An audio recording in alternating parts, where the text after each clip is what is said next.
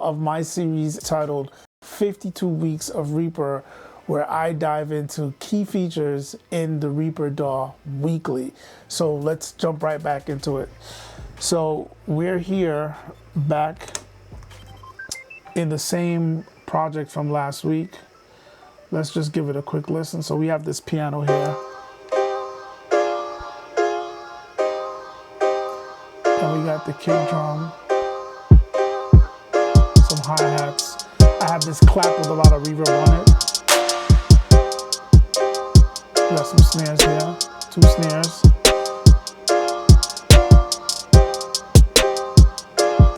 So nothing crazy, just basic. This is what the full thing sounds like with all the sounds.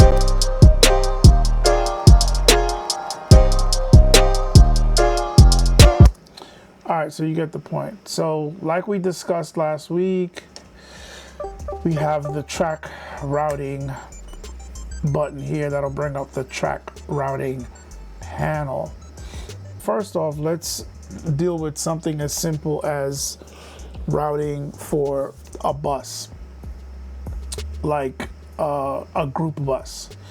So let's say if I wanted to group all of these drums, I can simply just double click down right in this blank area right here, and it's going to create a track. Let's drag that all the way up here. Just drag it right there. And then we can label this. So I'm going to put a B here, and then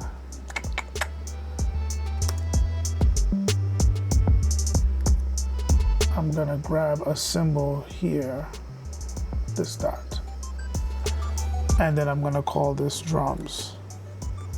So for me, whenever I'm labeling, I put that B and that bullet there to signify that it's a bus. So this is gonna be a drum bus. So all I have to do is highlight all of these tracks and then drag them up till I see that blue line indent right there. Once it indents in, I let it go.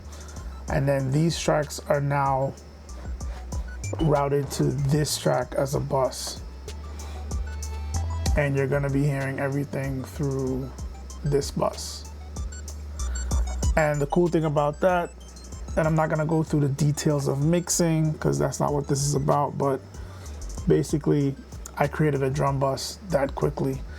And not only is it a drum bus, but it also acts as a folder track, and it will fold all them away just to clean up the session. Sometimes you might not want to see all of those tracks and you want to focus on just these down here, so you can minimize it or fold it all the way away. And it also shows up like that on the mixer. You can set the mixer to be synced with the track arrangement window, and you'll be able to fold it away also. So we can solo it, and we're just hearing all these tracks within this drum bus. Turn the volume down. I can now just add an effect to just this. So let's say an EQ, and then this EQ is going to affect the entire drum bus.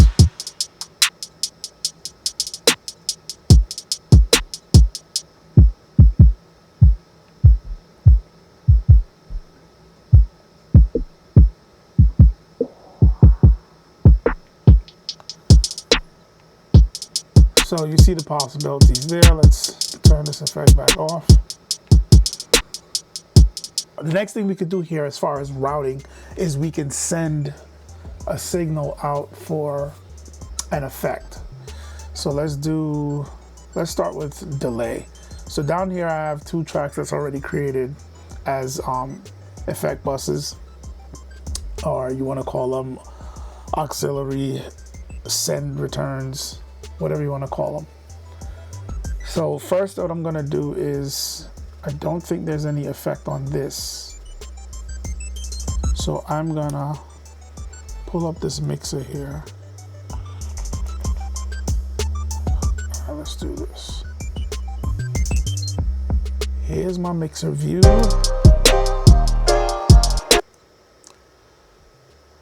pull this up. There we go. And we're gonna add a delay over here.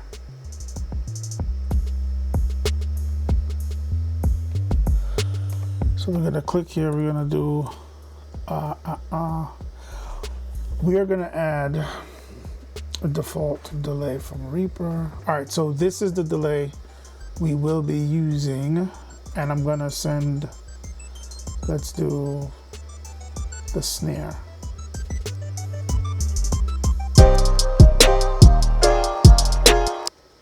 Which one am I doing?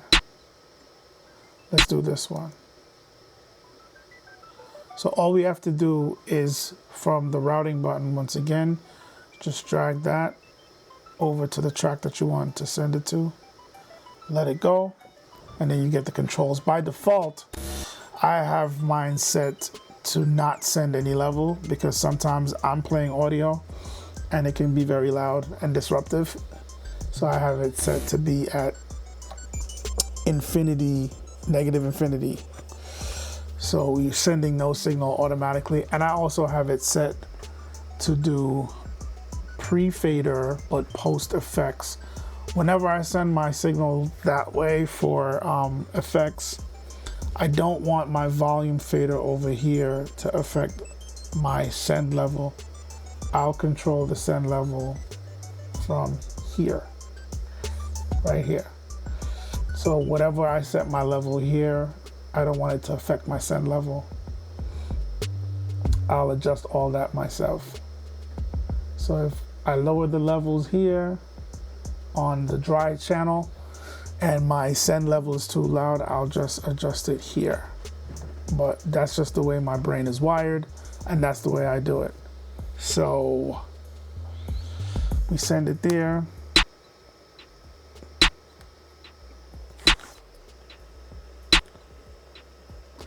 So let's go for a different setting with the delay.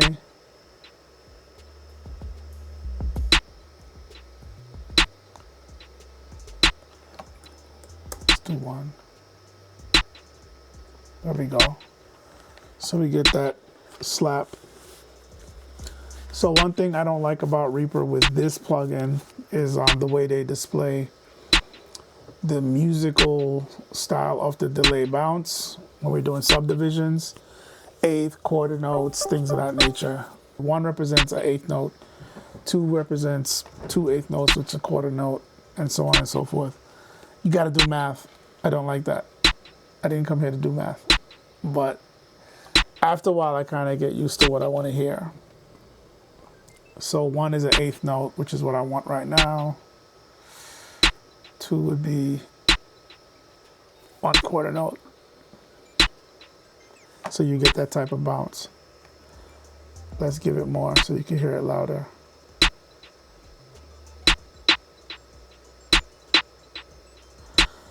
And feedback amount, if I want the feedback to last long. But that's not why we're here. We're just here to show you the routing. So as far as the preset option that I had there, where when I sent my send, the level was turned all the way down by default, so I don't have the effect going crazy when it first comes on if I'm playing the sound. It's in options, so we can go into preferences. When you go to preferences, right under where it says project, we have backups, then we have right here where it says track send / default. So down here under the send settings, I have mine set already to negative infinity. You literally type in negative INF, or you could type in negative 59 or negative 65, so it comes in very low. But also you have a setting for hardware output gain, and this is also where I set my pre-fader post effects. So you have post fader, post pan, you have pre-fader post effect, and you have pre-fader pre-effect. I like to stay at, from the most part, pre-fader post effect, and that's how I get it where my main volume knob on the audio track does not affect my send level. I'll be dialing my send level myself separately on that other panel. All right, so the next option we're gonna look at is, if you really want to, you can process multiple effects on one track in parallel without having to use like an effect channel. And even if the plugin doesn't have like a mix knob to do that, you can still do that. So let's go through that really quickly. So we're gonna add a reverb. So I'm gonna add Supermassive to start to set up this example. So we're adding Supermassive.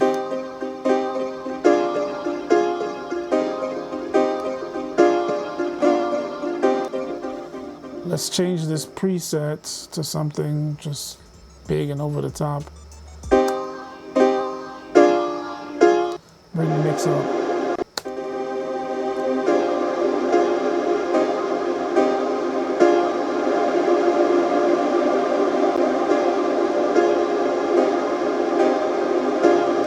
Yeah, that's ridiculous. Let's bring the feedback down.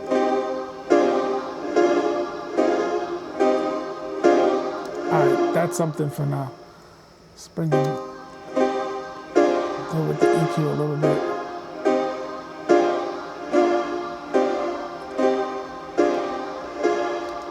All right, so that's definitely very present, very noticeable.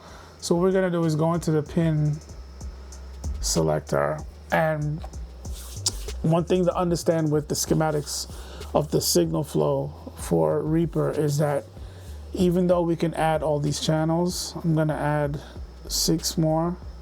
So we got 6 here. So 1, 2, 3, 4, 5, 6, left, right, left, right, left, right, left, right. And even though we have 6, you're only gonna realistically hear what's coming out of 1 and 2 because we only have a stereo system here, left, right, 1 and 2. I'm sure if we had like surround sound, it'd be a different situation, but because we only have stereo outputs, left and right, 1 and 2, you're only gonna ever hear what's on 1 and 2. So output 1 and 2, which is right here. So for Supermassive, I'm gonna actually put Supermassive, go to the pin connectors for Supermassive, turn off output 1 and 2 and put it on 3 and 4. And that'll make sense in a second. So now, when we play it, you're not gonna hear Supermassive.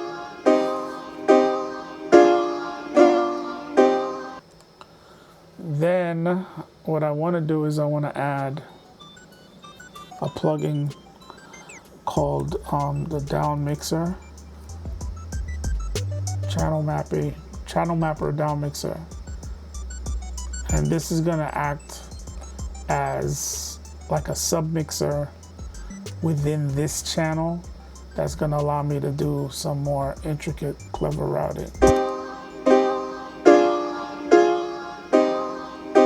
So now I can put 3 and 4 because the outputs on this mixer, because it's at the end of the signal chain of plugins. Let me turn all these on. So because it's at the end of the signal chain, it's collecting everything and then summing it all down to channel 1 and 2 as far as output. So this is how we get 3 and 4 on Supermassive to be heard coming out of the end of this chain, this signal chain of plugins. So even though Supermassive is traveling over 3 and 4, I'm grabbing it here and sending it out at 1 and 2 at the end of the chain.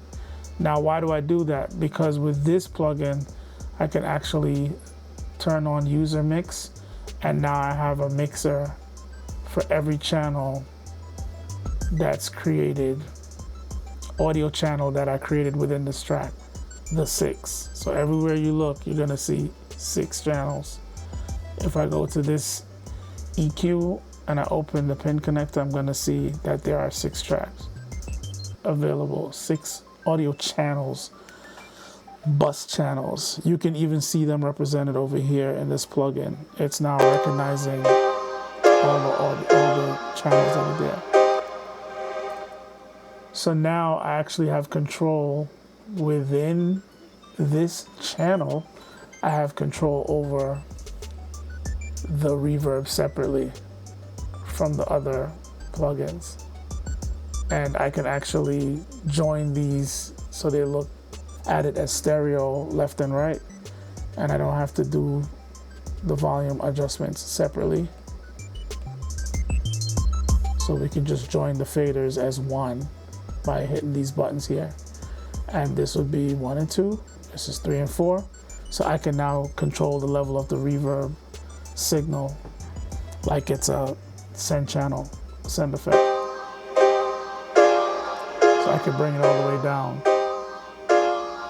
So now you're not hearing the reverb. Let's crank the reverb up over here so it's more apparent. Bring the feedback up. So now when I fade it back in,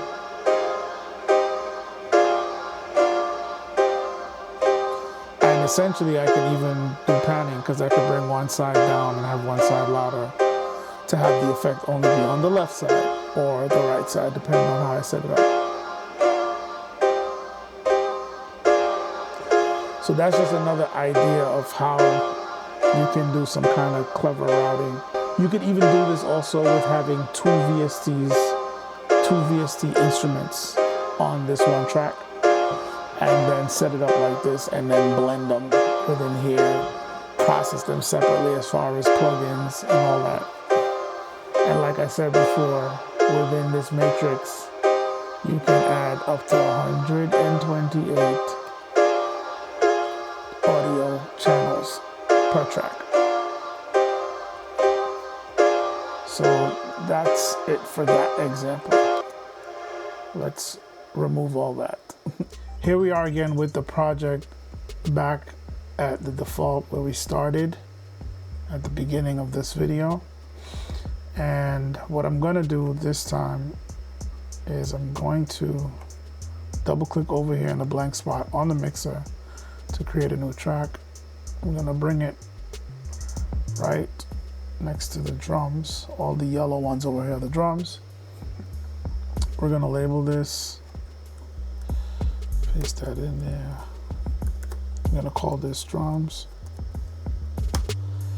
And what I'm going to do is select all of these, hold shift, and I'm going to click on the track routing button while holding shift, click it and drag it and let it go on that bus that I just created. What it's going to do, it's going to send all these audio tracks across the bus channels to this drum bus. So if you look here, you have the receives for the drum bus, and it's showing you all the tracks that I just dragged over there. So we see kick, snare 1, snare 2, clap, and hi-hat. It's being sent. So like I said, by default, mine is being sent where all the levels are at pretty much 0. And it's also being set pre-fader, post-effect. All right. So I'm gonna have to mix the levels using the send inputs, the send faders here. But before I do that, I have to highlight all these tracks again.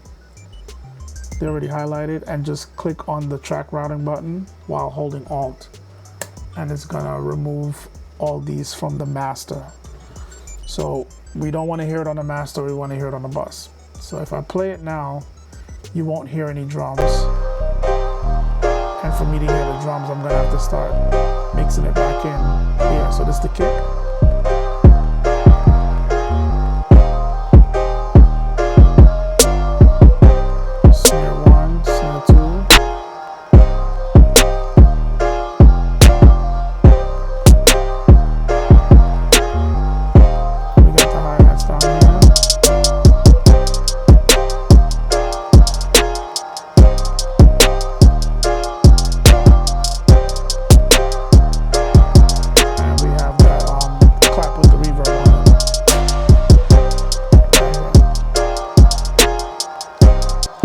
now that I set the levels, the next thing I need to fix is these are all going to 1 and 2 on this new bus, but I don't want that. So for the kick can stay on 1 and 2. The snare is gonna go to 3 and 4. Here I have to go and add more. I think I need 10. And I can continue to add these. So snare number 2 is gonna go to 5 and 6. The clap with the reverb is gonna go to 7 and 8.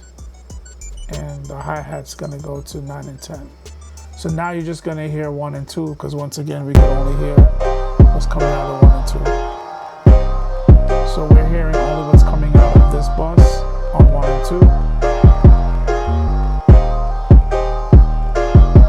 While we have everything else coming out of other channels. And if you notice here,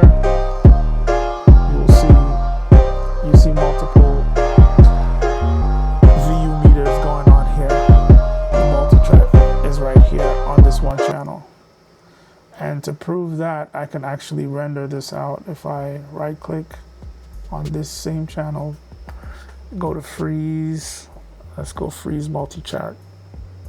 Freeze track to multi-channel stems, and then it's gonna mute the original. So if I do that, it's muting everything out. And then it muted that channel, created a new channel. So now if we listen to this track soloed, we're gonna only hear the kick, because once again, we're only hearing what's coming out of 1 and 2. So for this new track that just got created with this multi-track wave file, you have to now add that down mixer. So first I would add down mixer.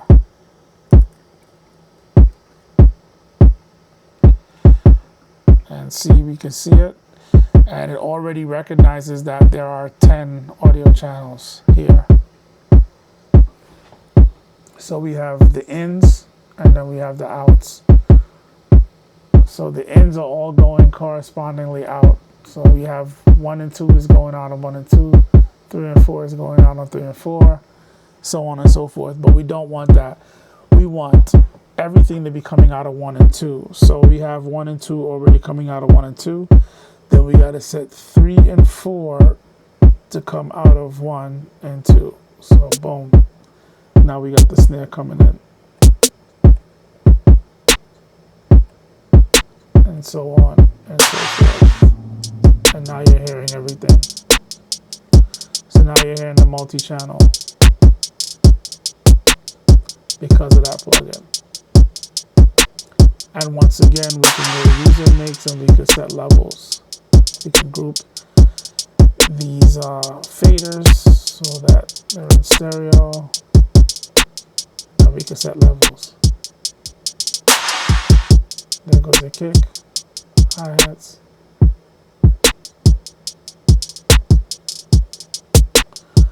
So there's some really interesting things you could do with these routing options.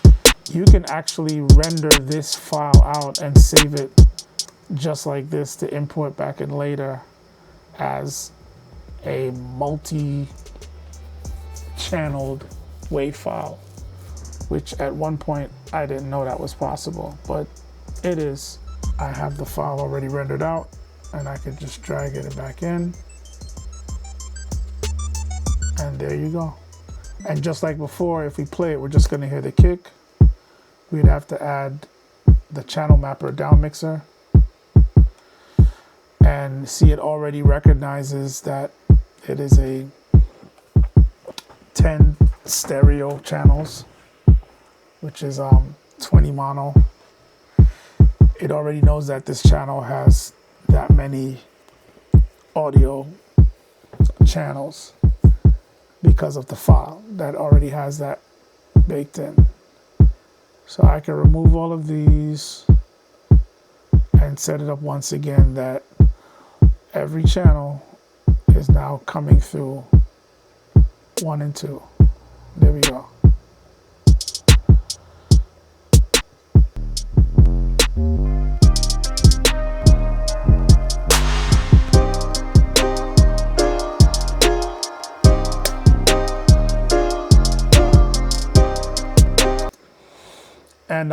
Last thing that I want to show really quickly is this Reaper has like great ways to give you like a very big overview of your session. So we have the routing matrix. Let's undock this. We have the wire matrix and we have the routing matrix. So you can use this to help you route. It's a visual way to help you route. I'm not gonna go through the details of it. I'll actually post links in the description for other content creators that dived more detailed into this for beginners. And also we have the wire matrix where you can see how everything is wired up. And it shows you a visual representation of how everything is wired up. Audio schematics, where the audio is traveling, based on how you have everything routed and bussed and grouped and sends, all that. And once you get used to looking at it, it all makes sense, and you can actually do a lot of your routing and adjusting from here if you're comfortable with that. So that's pretty much it for this week, guys. Check back next week as we continue 52 weeks of Reaper, guys. Thanks for checking out the video. As usual, you'll see me in the next video.